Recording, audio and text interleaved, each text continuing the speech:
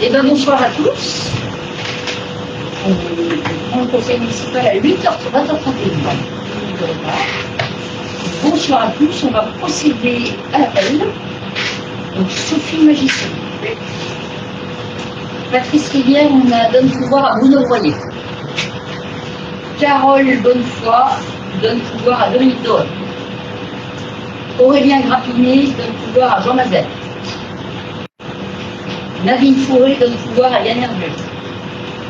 Bruno Royer, Dominique Doré, Jean Mazel, Sylvia Mouton, Dominique Prochant donne pouvoir à Franck Lallot. Valérie Jaune donne pouvoir à Armel Louis. Denis Guidorec. Là. Armel Louis. Là. Franck Lallot, là. Emmanuel Rexal donne pouvoir à Nadine Fourrageux. Yann Hervieux, non. Nadine Fourrageux, présent. Patrick Perroquet donne pouvoir à Dany Olivier. Et donc moi, je suis présente. Nous avons le PV, l'extrait du PV, qui vous a été proposé au préalable. Est-ce que vous avez des commentaires? Est-ce que vous avez des choses? Non. Quand il n'y avait pas de commentaires à la relecture, franchement. Je mets donc. Je vais signer juste les à voter le PV. Est-ce qu'il y a des comptes? C'est qui s'abstiennent, c'est des comptes. Parfait. Il faudra signer tous les deux. Et quoi que c'est la séance. Et donc là, on va nommer un secrétaire de séance pour ce soir. Nadine a fait bien volontiers l'effort la dernière fois. Voilà. Sylvia. Donc Sylvia Mouton, donc secrétaire de séance pour ce conseil du jeudi 9 juillet.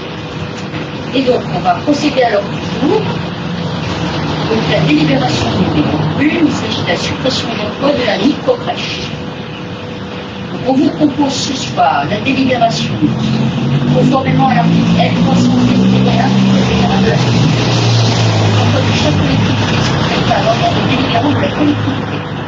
Vu l'avis des comités sociaux territoriaux en date du 30 juin 2026, considérant le tableau initial des effectifs adopté par l'organe délibérant, considérant le nouveau tableau des effectifs, considérant la nécessité de supprimer 5 emplois mentionnés ci-dessous en raison du projet de fermeture de la micro-crèche municipale, comme de rien. J'ai demandé au conseil municipal de valider la suppression des emplois suivants à compter du 1er août 2026. Pour les fonctionnaires, la suppression de 3 emplois de la directrice de la micro-crèche municipale à temps complet à hauteur de 37,5 heures, d'agents d'animation à temps non complet en raison de 17h50 et d'auxiliaire péricultrice à temps complet à hauteur de 37h50. Le tableau des effectifs est ainsi modifié à compter du 1er août 2026. Ancien effectif 3, nouveau effectif 0. Donc là, on parle bien des titulaires. Pour les contractuels, la suppression de 2 emplois d'auxiliaire péricultrice à temps complet à hauteur de 37h50, d'agents polyvalents de petite enfance à temps complet à hauteur de 37h50. Le tableau des effectifs est ainsi modifié à compter du 1er août 2026. Ancien effectif 2, nouveau 0. Donc, on vous demande de valider la suppression des emplois subventionnés à compter du 1er août 2026. Et je pense qu'on en parlera sur la délibération numéro 2 en lien avec la prochaine, en lien avec la fermeture proposée de la micro-crèche. Voilà, donc le premier conseiller de la micro-crèche, Isabelle Martinez, est parti le mois d'avril. Nous avions terminé une personne qui est là toujours par semaine, en plus de notre effectif pour assurer cette gestion. L'agent d'animation à temps complet 17h50 qui était un choix de la personne d'être à temps partiel. Nous c'est un petit à temps complet à hauteur de 37h50. Donc là, effectivement, on va vous expliquer juste après comment on va aider dans la continuité.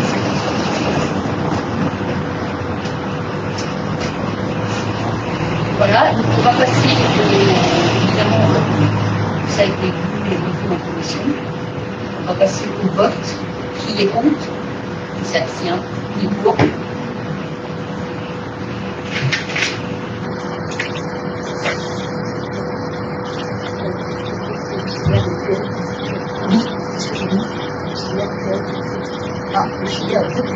essayer sur la petite.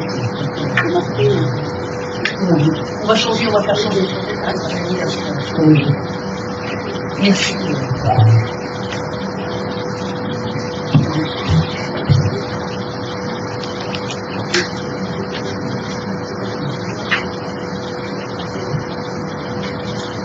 Ce qu'on vous propose en projet de délibération suivant, la deuxième, la cessation de la gestion en régie et fermeture de la microcrèche Pomme de Renette le 31 juillet 2026.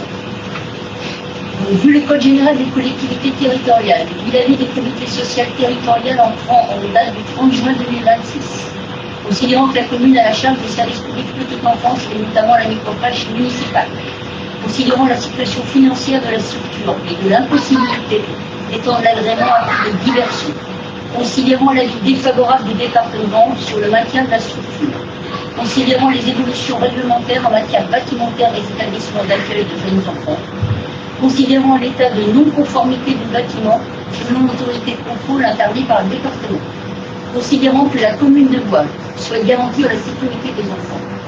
Il est demandé au conseil municipal de valider la cessation en régie et la fermeture de la microcrèche municipale Pomme de Renette le 31 juillet 2026. Ce qu'on peut dire en plus de ça, c'est que on travaille depuis 4 mois sur ce sujet, qu'on a ce soir la garantie que l'ensemble des enfants qui étaient inscrits ou préinscrits aura une possibilité au 1er septembre, d'être pris soit par une autre microcrèche, soit par nos assistantes maternelles sur place à Bois. Nous travaillons avec le département, le service PMI, Madame Lacan, qui nous assure dès demain matin la liste des vacances des postes, soit en microcrèche, soit en assistante maternelle. Voilà, donc on ne laissera aucune famille sans mode de garde au 1er septembre. C'était très important pour nous de pouvoir avoir ces solutions pour les parents. Voilà, je pense aussi qu'effectivement, les gens qui ont choisi le mode microcrèche de garde préfèrent continuer en microcrèche. Mais ils auront les deux possibilités. On a une baisse de natalité qui est avérée partout, que ce soit aujourd'hui sur les modes de garde assistante maternelle, que ce soit sur les microcrèches, privées notamment. On a très peu de microcrèches qui restent en région. Voilà. Donc évidemment, derrière, on va assurer aussi que nos personnels puissent demain être embauchés dès le 1er septembre aussi. On travaille aussi avec le département de Madame Lacan, qui a une vision sur tous les postes disponibles.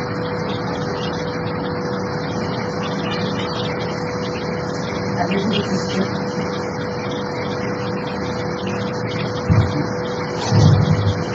Qui est contre?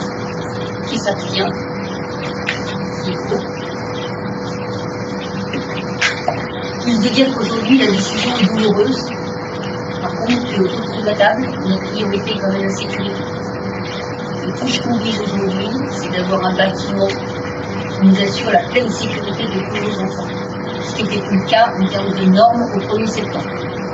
J'avoue que c'est pas simple d'assumer ça, puisque la microcrèche a juste 6 ans et demi. Que les normes évoluent, et que les normes de maintien du bâtiment, aujourd'hui, sont très exigeants. On ne pouvait pas faire autrement que de mettre à jour le bâtiment pour pouvoir continuer dans cette continuité. Ça ne peut pas être le cas.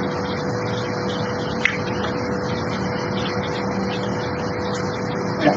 Donc on va évidemment, notre priorité absolue, c'est d'assurer cette continuité pour les parents et le mode de garde pour les enfants.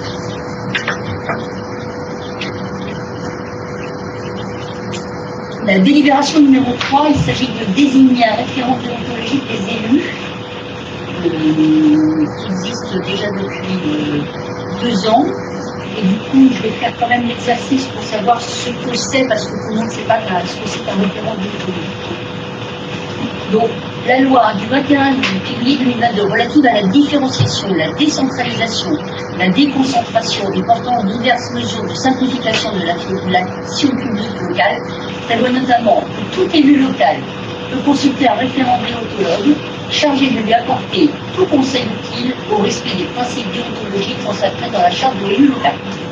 Les missions de référent déontologue sont exercées en toute indépendance et impartialité par des personnes choisies en raison de leur expérience et de leurs compétences. Le référent déontologue est tenu au secret professionnel et à la discrétion professionnelle pour tous les faits, informations ou documents dont il a connaissance dans l'exercice ou à l'occasion de l'exercice de ses fonctions. Le décret prévoit que la fonction de référent déontologue peut être exercée par une ou plusieurs personnes exerçant au sein des collectivités auprès desquelles ils sont désignés aucun mandat d'élu local, mais en exerçant plus depuis au moins 3 ans, n'étant pas agent de ces collectivités et ne se trouvant pas en situation de conflit d'intérêts. Il est également prévu que plusieurs collectivités territoriales, groupements de collectivités territoriales ou syndicats mixtes peuvent désigner un même référent déontologue pour le relais par délibération ou ordonnance. La communauté urbaine Grand Paris Seine-et-Oise a désigné par délibération un référent déontologue, des élus mutualisés, offrant ainsi aux communes la possibilité de recourir au dispositif mis en place. La délibération du Conseil communautaire du 7 mai 2026 désigne M. Philippe Jean Noir, universitaire et vice-président de l'Association nationale des juristes territoriaux en qualité de référent déontologue et précise la durée de l'exercice et de ses fonctions, les modalités de sa saisine et l'examen de celle-ci, l'indemnité de vacation fixée à 80 € par dossier, montant prévu par l'arrêté ministériel du 6 décembre 2022 relatif au référent déontologue de l'élu local, à la charge de la collectivité de laquelle l'élu demandeur dépend. Afin de permettre aux élus municipaux de faire appel aux référents déontologues des élus mis en place par la communauté urbaine, il est proposé au conseil municipal de prendre une délibération concordante à celle du conseil communautaire. Le désigné Philippe Jacques Moir, université et vice-président de l'Association nationale des juristes territoriaux, référent déontologue des élus. De préciser que le référent déontologue des élus mutualisé entre la communauté urbaine et les communes du territoire qui auront pris des délibérations concordantes. De préciser que le référent déontologue des élus est exécutif du renouvellement intégral du conseil communautaire et des conseils municipaux. De préciser qu'il est saisi selon les modalités suivantes. Les élus intéressés saisissent le référent déontologue par courriel à l'adresse que vous avez. Sa demande d'avis doit être précisée et motivée, peut être accompagnée de documents dont la communication est sous la responsabilité du demandeur. De préciser que les avis sont rendus dans un délai raisonnable et qu'ils sont confidentiels et adressés par réponse au courriel au seul demandeur. De fixer l'indemnité de vacation du déontologue saisie à 80 € le dossier à la charge de la commune pour les saisines effectuées par les conseillers municipaux. Ça va en continuité de ce qu'on a fait dans une fois. Vous n'avez pas saisi, mais il faut pas hésiter sur ce besoin, pas être compétent, et puis là, du coup, je suis compétent dans ce domaine. Voilà, en tout cas, c'est une possibilité, je rappelle, et c'est très encadré. Donc, plusieurs de nos collègues dans les autres pays ont fait la même chose que nous. Ça simplifie, parce que trouver quelqu'un avec ce qu'on vient de dire en termes de critères, c'est pas simple. Voilà. Est-ce que vous avez des questions? Est-ce que vous êtes contre? Abstention pour? Merci pour ce que vous avez potentiellement besoin.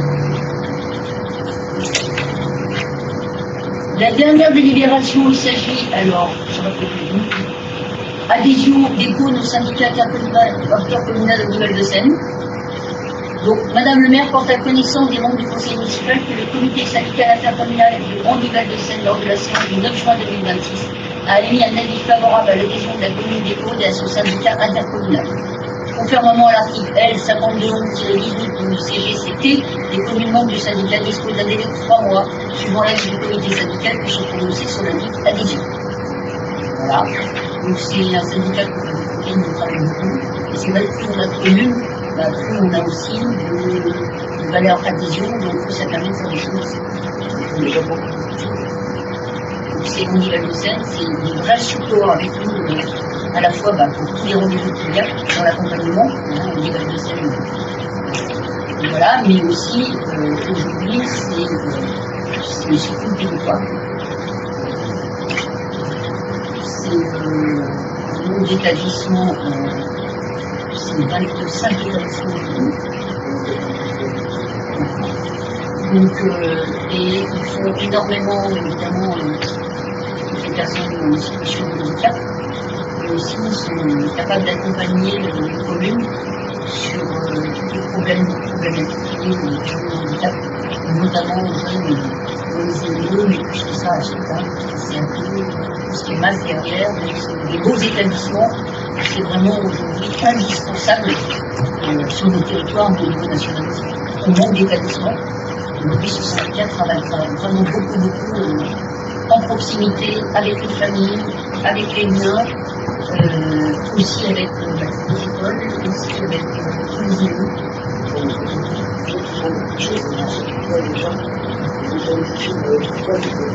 Il faut aller voir sur leur site. Ils font vraiment des belles choses. C'est des gens passionnés au service de tout, des personnes qui résident à l'intérieur de ces instituts, de ces familles qui sont vraiment, c'est vraiment beaucoup de respect pour tout ce qui est en place. Voilà, on veut toujours plus de communes adhèrent.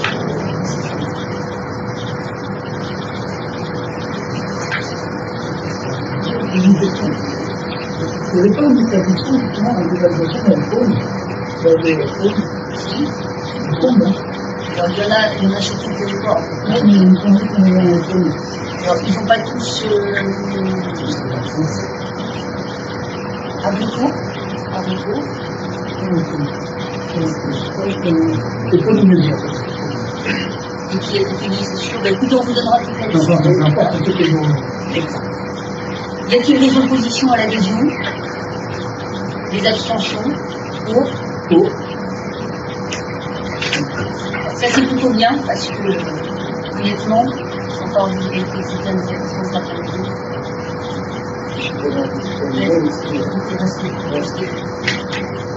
En dehors de l'accueil, aujourd'hui, je travaille les dignités des gens, le confort de ce qui est proposé. On a assisté avec Nadine à des ateliers pour les bien-être. C'est vraiment un total respect de la personne avec voilà. Prise en charge de la totalité de la personne et ça aujourd'hui.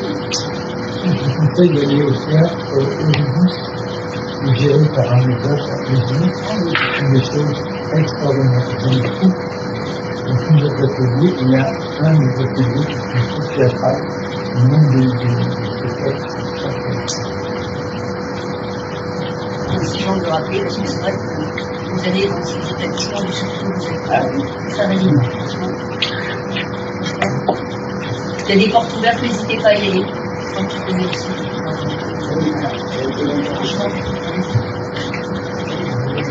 Donc là, on a clôturé l'ordre du jour.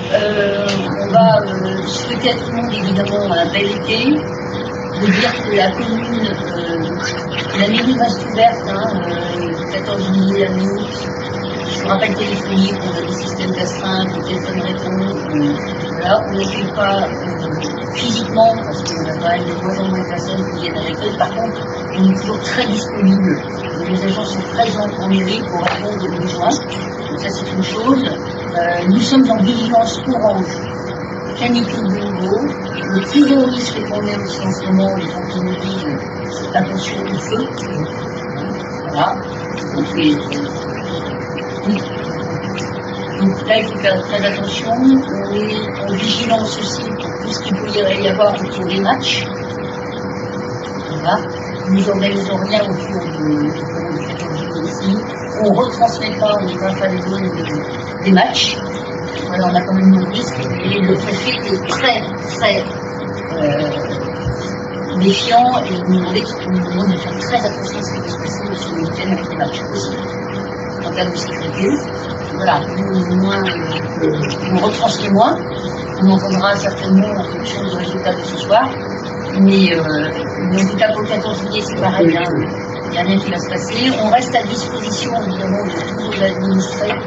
Quoi qu'il se passe, on a astreint élu, on a mis sur les panneaux pour les canicules, les personnes isolées qui en ont besoin, on a mis un numéro qui permet à tout moment, par report, d'être joint, si on a besoin.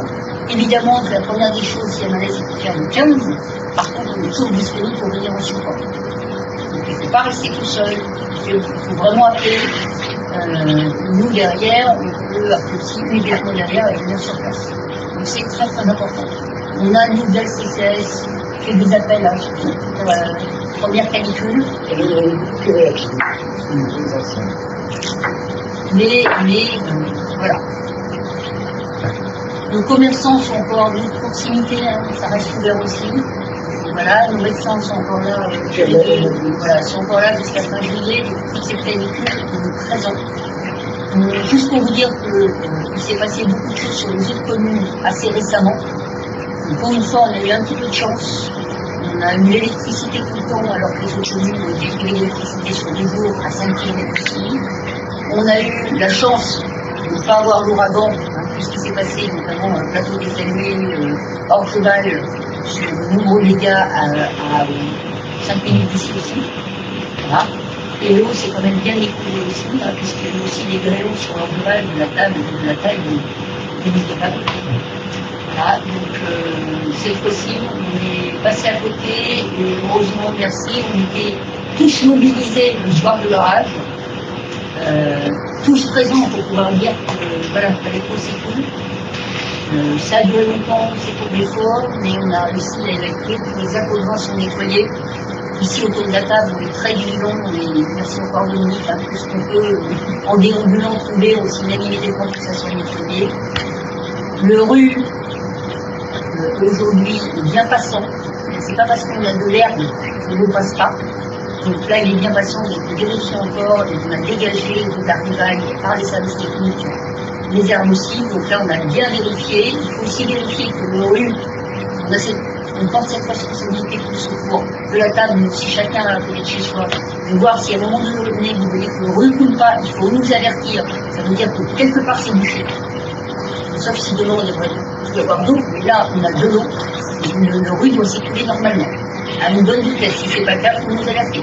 On a eu une fois, rappelez-vous, il y a 2 ans et demi, 3 ans même maintenant, on avait quelque chose qui avait obstrué une canalisation en fer.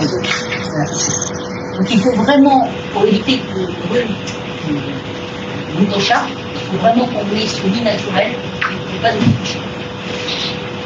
Voilà, donc sur tout ce qui est lié à la canicule, apparemment encore une semaine compliquée. Canicule au-dessus de 20 le soir, c'est comme ça qu'il est bizarre, on est en orange, donc il faut être vigilant sur nos voisins, nos familles, et vraiment nous alerter s'il y a vraiment besoin d'aide. Et au-delà de ça, dire quelqu'un dès qu'il y a un malaise ou une suspicion de quelqu'un qui ne va pas bien. Vous avez une qui baisse les températures toute la semaine prochaine, à partir de vendredi, avec de la pluie, mais une chute à ce week-end de plus de 10 degrés. Ça va 24. Voilà, donc on reste à disposition de tous nos administrés. On a évidemment une forme d'astreinte aussi tout l'été, que ce soit pour le personnel, que ce soit pour les élus.